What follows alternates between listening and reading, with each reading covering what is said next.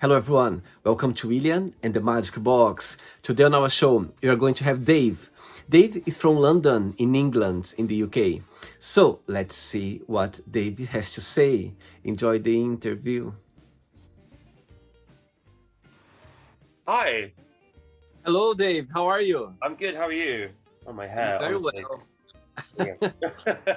You're looking good, don't worry. Oh, thanks, darling. You get the So, Tintin t-shirt in it. There we go. so tell me, how's your day been so far? Enjoying the sunny London? It's been a really lazy day actually. It's my day off, so I've kind of like gone out, done some shopping, just been chilling. I see. That's kind of it. My boyfriend gets here at 7, and we'll go Okay, out for dinner, and then that's it. amazing. Yeah. So I believe you live in London, yeah? Yes. And that's the place where you were born and raised? No, I'm originally from Winchester. Ah, okay. And why London? Um, so I moved to. So I never ever actually wanted to move to London. Originally when I was growing up, but when I was living in Brighton, I was with an ex, and we don't like when I finished university, we were like, "Well, what should we do?" And he was like, "Let's move to London," and I was like, oh, "Okay," because like we were in love and all that stuff. And then he broke up with me like a week, like maybe like 2 weeks before, and he did it over the phone. And Oh my God. and he literally just was like, "What are you gonna do?" He's like, "Because I'm gonna do this," and I just was like, "I'm moving to London."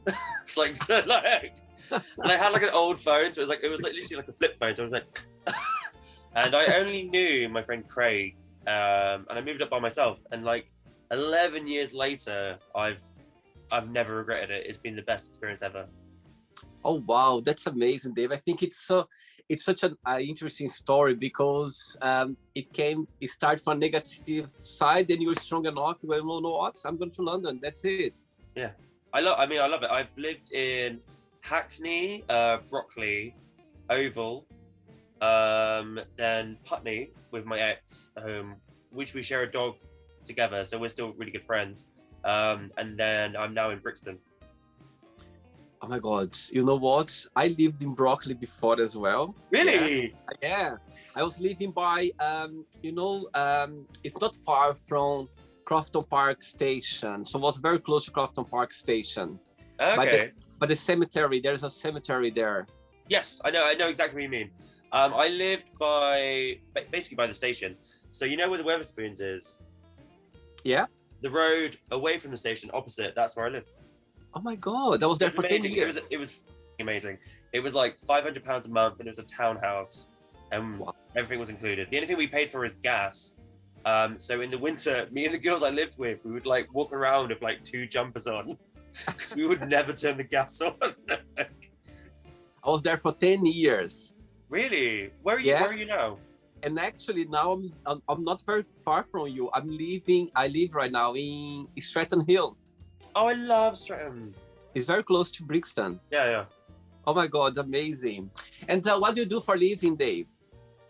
Okay, so I'm a taproom manager slash sales manager for Wimbledon Brewery. Tell me a little bit about your job. Okay, so I spend a couple of the days looking after our gin line, and I kind of go around to like pubs and be like, "Hey, do you want our gin?" And then for 3 days of the week, I run the tap room because it's in the brewery. So we've got like a little bar set up, and I do that, and that's it. Amazing. And what do you like the most about your job? Um,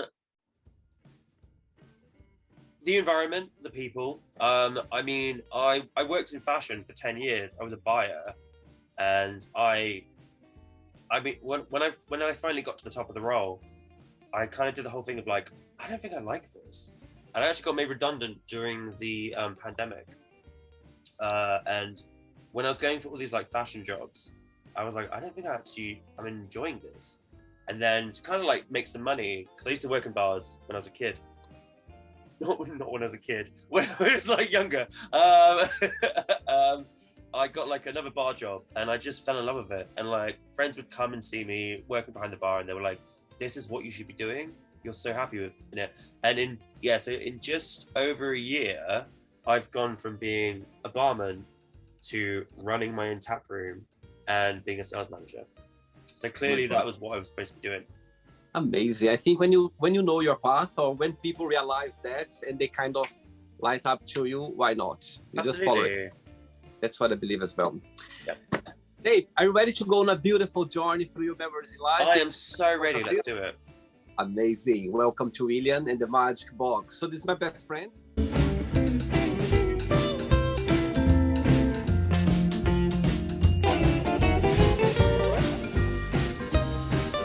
Full of random fun question. Oh, you're already in the mood. Yes? I watched the videos. I saw the dance. Let's do it. Let's do it, man.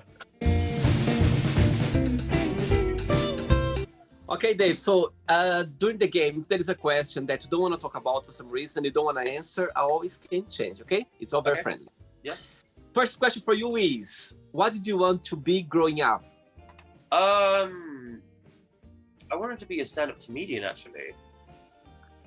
I was obsessed with Eddie Izzard. I thought he was like the coolest person ever. And then, actually, can I say two things? Yes, absolutely. So it was a stand-up comedian, and then there's a 1995 film, which is my favorite film, called Empire Records, and it's all about working in a music shop. And like I grew up in like the rock and kind of like the punk scene of like of Winchester and Southampton. So that's some, because like in Southampton, like we had a bar, like all the rock bands came. Yeah, and this film, it just made everyone want to like work at that shop. And there was a really, really cool record shop, but obviously now it doesn't exist anymore. But that's what I wanted to do anyway. Yeah. So tell me a little bit, how was growing up in Winchester? It wasn't great. I was a very clearly gay child, and also arty. So got bullied a lot. But then it kind of like gave me like a very tough skin. But I had the most amazing friends growing up. Like my friend Joey, who actually lives around the corner from me. He's a yoga instructor. And my friend, actually his cousin, Omi, and she is like the only girl that I've been in love with. But yeah, Winchester was fun. I mean, like, like at school it wasn't great, but going back, it's really nice. It's a beautiful place, and it's actually the original capital of England. Oh, really? Oh, I just made my day now. I learned something new. Wow. Yeah, then Henry VIII came in, and wasn't she like, oh. And all your family are back there? So actually, I have two sisters, and when I moved to London, I spent 2 months in Hackney, hated it, moved to Brockley, and one of my sisters had a house there, and my other sister was living with her at the time, and so my mum was in heaven. She was literally like, "Oh, my babies, oh, they're all together," and it was literally like, "Right, calm down, mum." And so my oldest sister has actually moved back to Winchester.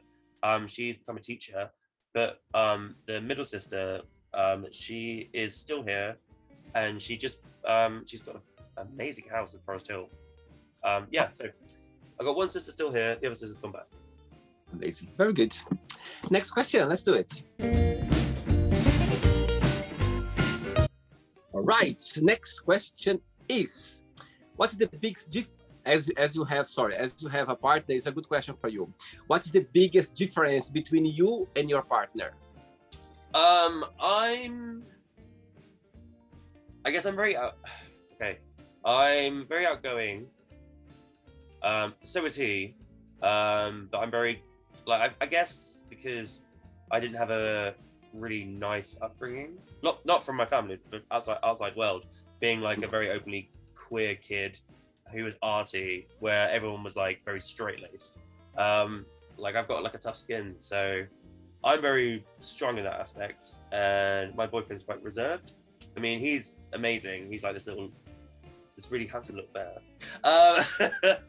Like when I met him at the festival, and I went up to him, like tried to ask for his number, and I thought I'd like completely missed the mark. So I like walked away, being like, "Oh shit, I'm in his number." And then like his friend ran after me, and she was like, "No, he's just really shy." I was like, "Whoa. He's hot, he's shy, he has a beard, and he wears contact lenses." Because I was like, "And he needs glasses. Tell me everything." So he's like a really soft, gentle guy. He is the most amazing person. Like, you can fall asleep next to him. I mean, I can fall asleep next to him, not you. But yeah, I guess the difference is, I'm very kind of outgoing and he's very chill. And what's the biggest similarity? We love just chilling and like watching TV shows.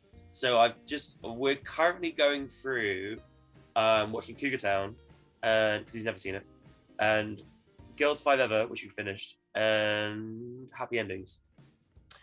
Saying that, Dave, as I can see your eyes shining talking about him so far, what's the most beautiful lesson you've learned from him through this beautiful journey? Oh, well,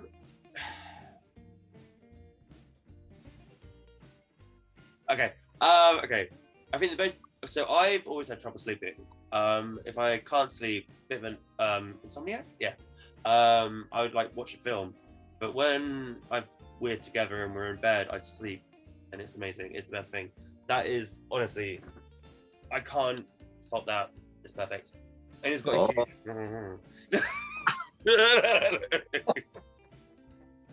Oh my God, you are selling off your boyfriend now to the audience. Oh, he'll be fine with it. Next question. Hey, Dave, from London. Next question is, what gives you butterflies? Okay, I guess I haven't had butterflies for a while, but with my current boyfriend, whenever he texts me, I get a bit of a like, and he always texts me good night. Even though working in a pub, like managing a pub, when I get home late, I don't text him back, really bad. But like, I text him in the morning. But like, I think it's. I wouldn't say so much as butterflies. I would say it's that kind of feeling where you're like, it is really just the little things, isn't it? Absolutely. Yeah. I think the simple things always bring us those genuine happiness in our hearts, for sure. Saying that, Dave, what do you like the most about London? What's the best part of living in London, and what's the most negative part, in your opinion? Okay, I love everything. I think it's fantastic. Before we did this, we spoke about like how I never planned on moving to London, and I've been here now for like over a decade, and it's just the best place. Like, you can do everything here. Like, there's so much to experience, and okay, so, and it's quite funny when you kind of like come out of London and go back home. So when I went back to Winchester once, where I'm from, with one of my mates, and we were kind of like dressed as we are, like this, kind of this. And people were staring at us, and my mate was like, "Why are people looking at us?" Because we were being very outwardly different, I guess. And I was literally like, "Oh, they're just jealous." And this woman was like walking past, and she was staring at us, and I just turned around and was like, "It's called good looking." And it's like, but yeah, London is amazing. I love that you can just go everywhere, you can do everything. When I lived in Oval, I used to literally on Saturday mornings put headphones in and just walk around the city. It was the best thing to do. Like going to like Tate Britain, one of the most beautiful buildings ever in this place. And for negative stuff about this place,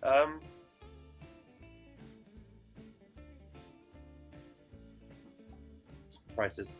It's too expensive, man. It is. London, it's very, very expensive. People, they have no idea how expensive it can be. Yeah, I think living here, it's one of the things that is difficult for us to manage it, let's say, in a way. Yeah. Very expensive.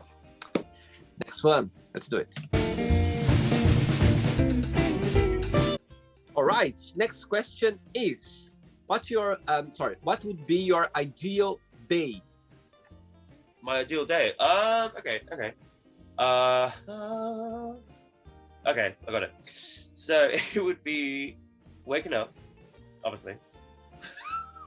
Yeah, please. Sorry. So it would be maybe going out for some breakfast, then go to Peck and Plex because it's a £5 cinema and it's amazing. Then from that, get a Frank's bar, play some vintage video games. No, not Frank's bar. Sorry, Four Quarters. I mean, and then go to Frank's bar, which is the rooftop bar over Peckham. It's amazing, and I think that's a really good day. Are you of a day or a night person? Ooh, I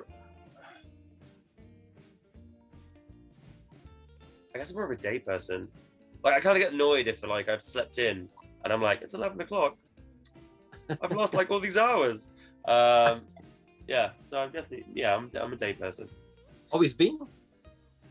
Say again? Always been a day person? Yeah, I guess so. I mean, like I said before, like with being a bit of an insomniac, like it's not. Yeah, just a day person. Very good. Next question.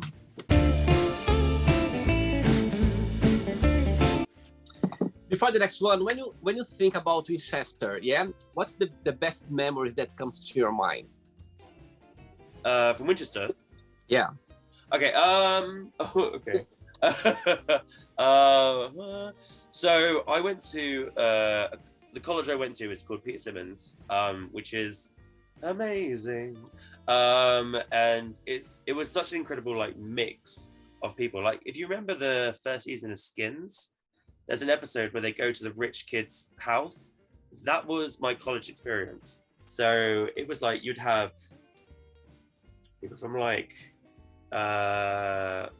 working class backgrounds, middle class backgrounds, upper middle class backgrounds, rich people, millionaires people, billionaires people. Like I literally had a class with a girl who dad bought her a flat for her and her brother so they could go to Peter Simmons. It was insane. But anyway, so you could basically go to these like millionaires' house parties, and it was just it was crazy. So yeah, I think best thing about Winchester would be Peter Simmons. Good and one. house parties. I remember that. Usually, what is the first thing that you think about when you wake up? I'm getting old, so the first thing I think of is like, have I taken my meds? Like, have you taken your vitamins? Have you taken your cod liver oil? Do you have like a morning routine? No. Like, I really don't. I literally just get up and I'm like, right, what are we doing? All right, let's do that. All right, fantastic. Good one. Ready for another question? Yes. Let's do it. Next one. Before the next one, tell me a little bit about your beautiful dog that I could see on your profile. Oh, Arthur. Yeah. So Arthur is an absolute babe. Me and my ex adopted him just over a year ago, actually. And we were originally going to adopt a dog called Zeus, who was scared of men, but he liked me and my ex Daz. And so we kept going to the adopted place and all this stuff and like spending time with him. And then there was like a really bad storm, and he went back to being like, I don't like men, can't get anywhere in cars, and it was really bad. And it was quite upsetting, but we kind of had to just be like, well, it's what's important for the dog. It doesn't matter what's important for us. And then like a week later, they were like, hey, you guys are in Putney. There's a dog that's just been like abandoned. Can you guys foster it? And that was Arthur. And now I do also, if I can, if it will show, I want to show a picture of, because they told us Arthur was 5 when we got him. He was not 5. Right, where is it? Okay. So this is allegedly Arthur at 5. Uh-huh. Yeah. And this is Arthur now. Wow. So he's an absolute cuddle monster. He is amazing. He likes to like snuggle up to you, and because he's so big, it's like you can spoon him. Yeah. So wow. He's beautiful. He's amazing. And how do you manage to keep him with your ex? How do you guys manage? So we broke up as friends, so we're on really, really good terms. So like he texted me being like, "Hey, I need to go do this today. Can you look after Arthur?" And he actually gets on really well with my boyfriend. So if need be, either me or my boyfriend can kind of like house sit and look after him. Oh, very good. Right, next question is, do you think your priorities have changed since you were younger? Yes. Yes. Tell me how. 100% yes. My priorities when I was younger was actually like, hey, where are we going? Like, where's the next party? Now it is very much like, where can I focus on my career? Like, I'm old now. I've got a mortgage. You're not old at all. You're just speaking out. Well, I say that as long as like no one finds that painting in my parents' attic, we'll be fine. Amazing. Next one, let's do it. Next question for you is, if you could have dinner, with anyone, living or not, who that would be and why? Okay. Okay. Oh, do you know what I'm sure someone else, but the first thing that's coming to mind is Willem from Drag Race. Because I'd be like, tell me everything. I met him when I first moved to London because it was like before Drag Race became huge. And me, my friend Craig and Alex went to go see Willem and Shangela for free, which is unheard of now. And I met Willem afterwards and he was so lovely. So yeah, I think I would have dinner with Willem and be like, what happened? Just tell me everything. Because she knows everything. Yeah, that's no. So she's part of the drag race. Yeah, she was the one that got disqualified. Oh, I see. And from London as well? Say again? She's from London? No, she's American. She's in LA. Oh, I see. All right. Next question, Dave. Let's do it. Before the next one, as I could see as well, how much you love what you do, your job, but what is the challenging part of it? Controlling myself around rude people. I can be very sassy sometimes. And people are the worst. So you can find them being like, hey, I ordered this, but I got this. And you're like, no, that's not what you ordered at all. You have to be very much like, oh, I'm so sorry. It's all right. It's our mistake. I guess that's probably the most challenging thing. Yeah, that's it really. Just dealing with the general public. Yeah, I think customer service is always, it can be challenging. I think dealing with personality, different people, different ways of, approaching things, it can be difficult. But saying that, can you share like one of your best experience you had through your career with someone with like a good feedback or some like a simple gesture that you're not expecting? Okay. I guess. So we're actually going to dive back into when I worked in fashion for that one. Mm-hmm. So I had a manager called Georgie, and she was just amazing. She was the best person ever. And I think especially like, because even when I worked in fashion, I was like a little bit weird for them. I didn't really fit in. Like they kind of wanted like a very stereotypical gay, and I was there like blasting like Alkaline Trio, and they were literally just like, "What is that?" But I met, so I got put on Georgie's team when she joined, and she was just the most amazing manager. And she actually not inspired me. Well, she gave me the confidence to be able to kind of like believe in myself. Good one. Next question is, what do you miss the most from your childhood and why? Sorry. Ooh, skateboarding. I was a terrible skateboarder. I mean, I've got a little skateboard over there, but like I just fell off. Like, because I'm like in my 30s, like I popped my knee and I had to put it in a thing for like a week, and I was actually like, yeah, skateboarding. Do you ever go back to your hometown? Yeah, I go back. My parents actually sold our childhood home, and they've got like a. It's actually hilarious. they sold our home, then got a bigger home for themselves, and they were literally like, "Screw you guys! We were like, if you could have done this the entire time, why would we be living in this house?" Amazing. Right, I have 3 questions left for you. Okay, Dave? Ooh, okay.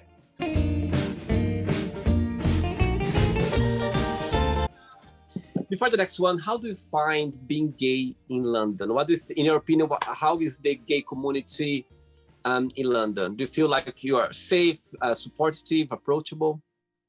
I definitely think it's safe. Like one of my housemates, he like honestly every time he goes to the gym, I'm literally like, work. Like, he wears the most amazing outfits. Like, yeah, it's definitely safe. I mean, like everywhere's everywhere, so there's like rough areas. You need to be smart about it. But like I was saying before, like when me and my friend went back to Winchester, and then people were staring at us because we were dressed. I mean, literally, I was probably wearing this t-shirt. But it's more accepting. I've noticed a lot of people have started to kind of move over to Manchester. So like they're kind of like, oh well, if not London, we'll go to Manchester. It's just you do you. But no, yeah, I definitely think it's a good place to be really queer. I mean, come on, how many orgies have we been to? Yeah, absolutely. Next question is, who is the most influential person in your life? Ooh. I have a few people for that. Because it's not one, it's a lot. I have my sisters. So one of my sisters got me into like rock music and musicals. It's a very weird mix.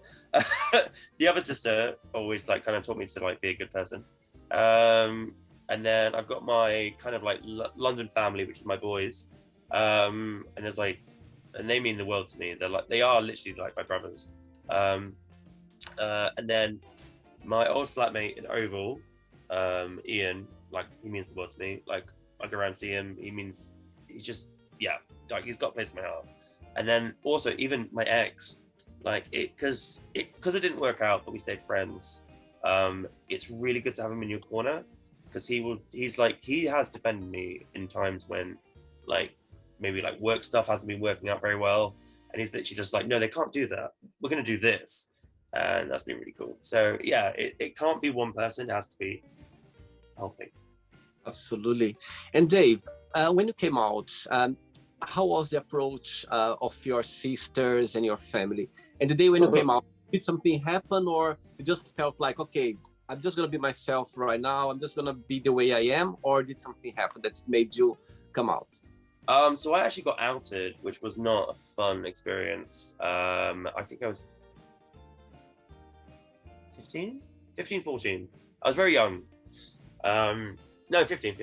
Yeah, I got outed, and then that kind of like started the ball rolling. So I had to tell my parents, and I told my mum. She was upset. I told my sister, my older sister. She was like, I love it. My other sister, she wasn't great about it. My dad hated it. But like me and my family have like a really weird sense of humor. So my dad was all like, I'm laying down the law. We will not talk about this. And then he's like, we won't talk about Dave being a homosexual.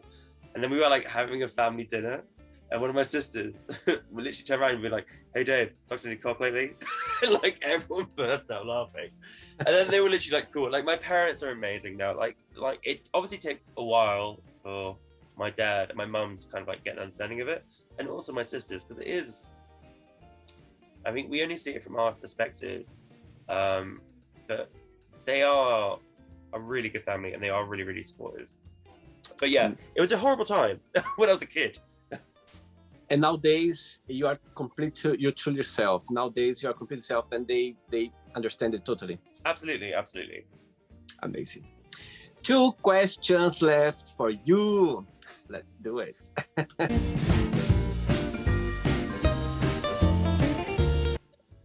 Okay, Dave. Next question is, what is the worst thing someone can say on a first date? Uh, what's the worst thing someone can say on a date? Okay. Don't tell my wife.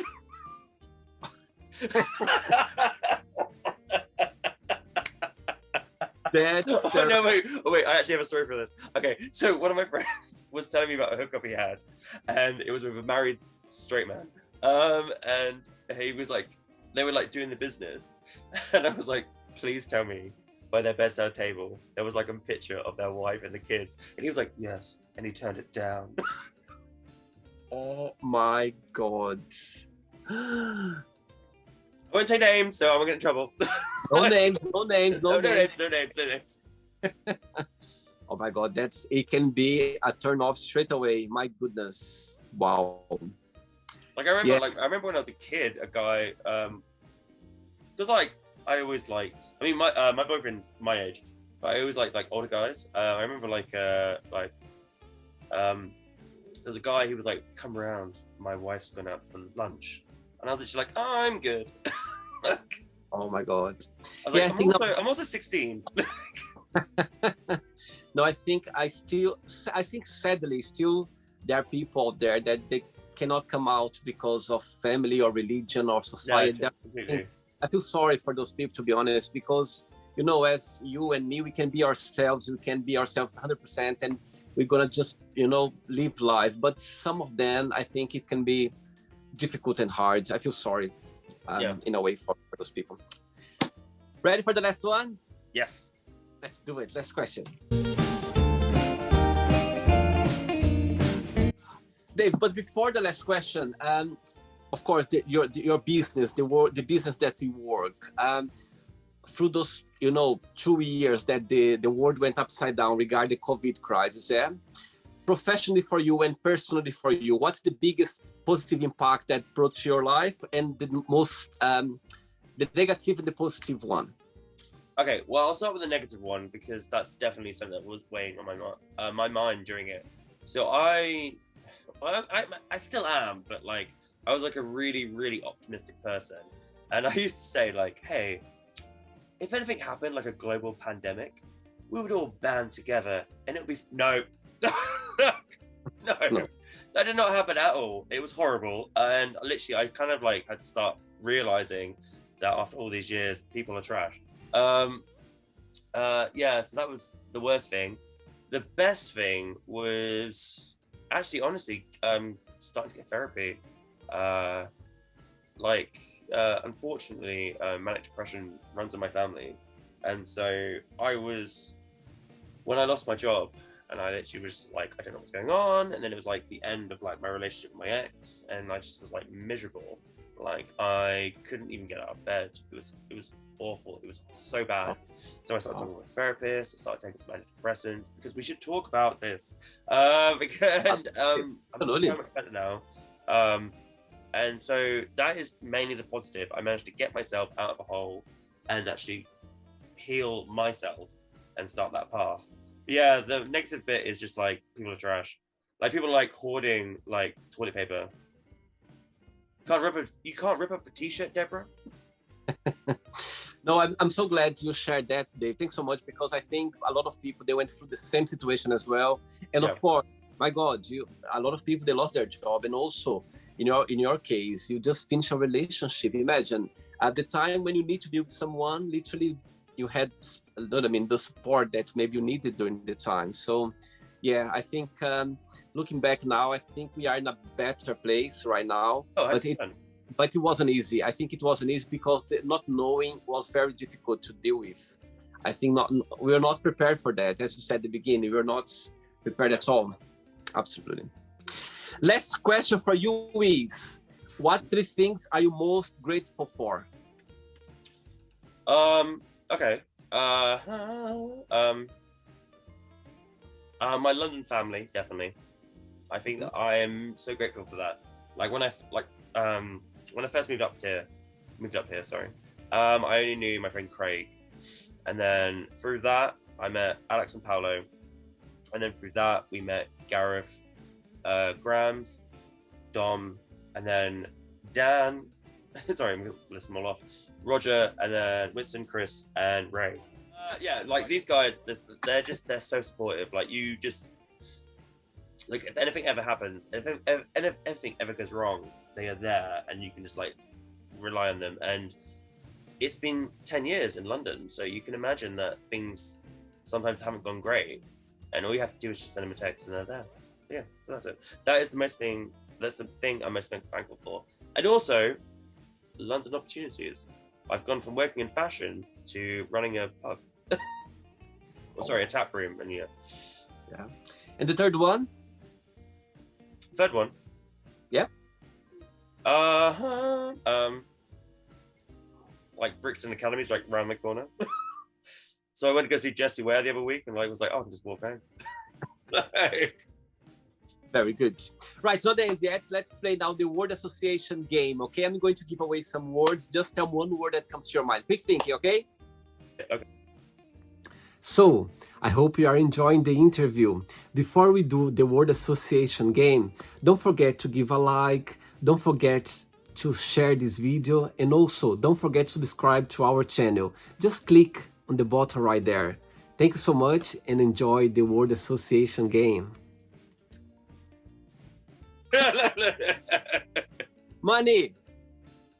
Power. But that's from Pie Monster. Family. Friends. One word for love.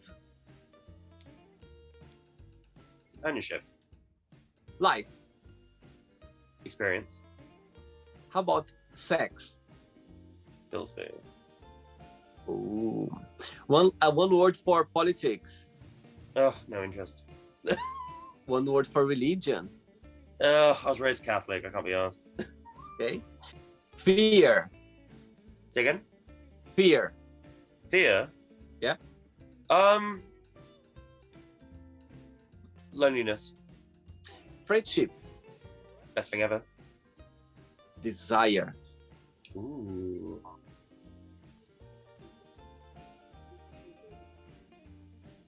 Trigger porn.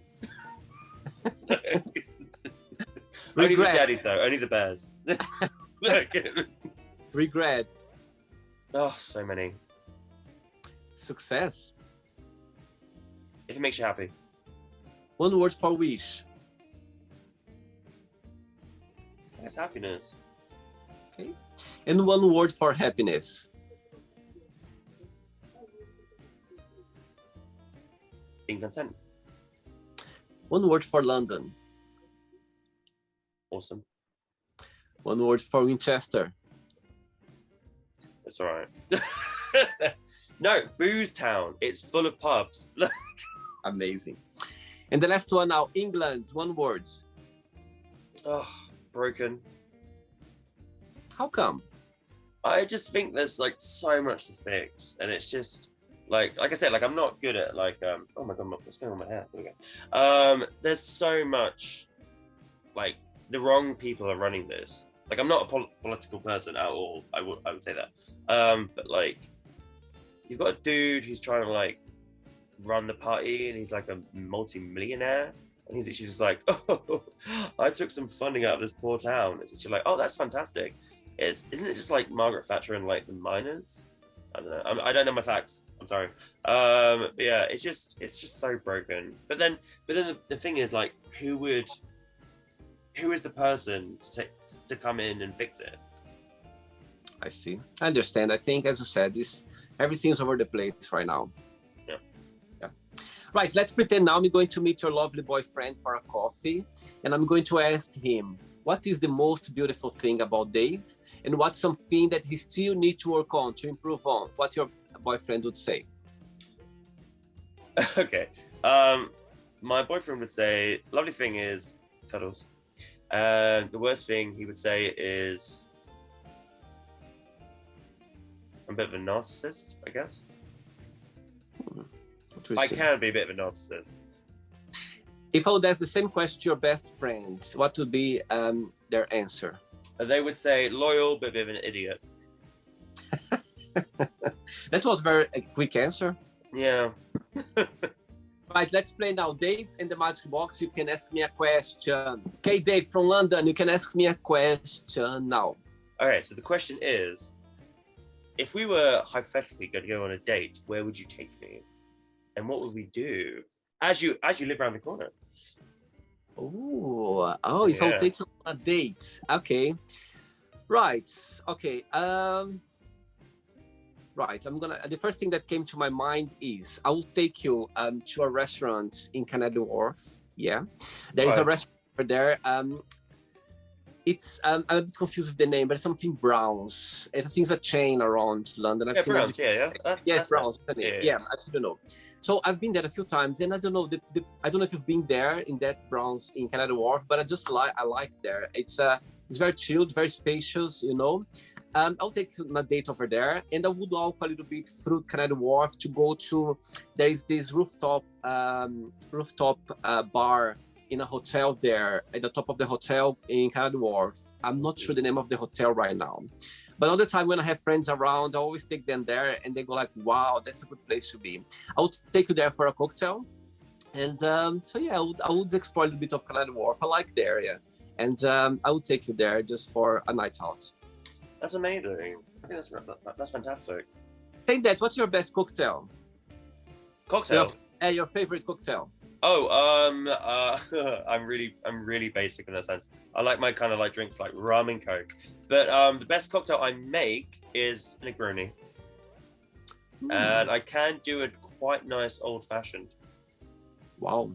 And what's the best cocktail that you make that your boyfriend likes? Oh, we just drink cider. We just found we've been like scouting out all the pubs in Brixton, and we just found one with the Prince Albert. It's like a real like rock pub, and it's really nice. So we went in, they were playing like Alien Ant Farm, and I was like, I'm home. Amazing. Dave, did you have a good time? Did you enjoy the interview? Yes, no, this has been amazing. This has been fantastic. Thank you so much for taking the time for the interview. Thank you very much. But before you go, if you can share a positive message, something that you live by. Absolutely. Okay. So I was one of my close friends once said to me like, "There's an energy about you that people want to take down," which is not great. But like no, he meant it in like a really good way. And what it has to be is just stay true to yourself and be yourself, and that is what works, and that's what I've done, and yeah, that's it, and you'll be happy. Amazing. Dave, thanks so much for the interview, and I'll see you around sometime soon. Okay, thank you so much. All right, see you later, darling. Take care. Bye-bye. Bye. So, did you like the show? Don't forget to give a like, to share it, and also don't forget to subscribe to the channel. And if you'd like to be part of the show as well, first, subscribe to our channel, and after that, just go to our website, www.williamandthemagicbox.com, and send us a request saying why you'd like to be part of the show.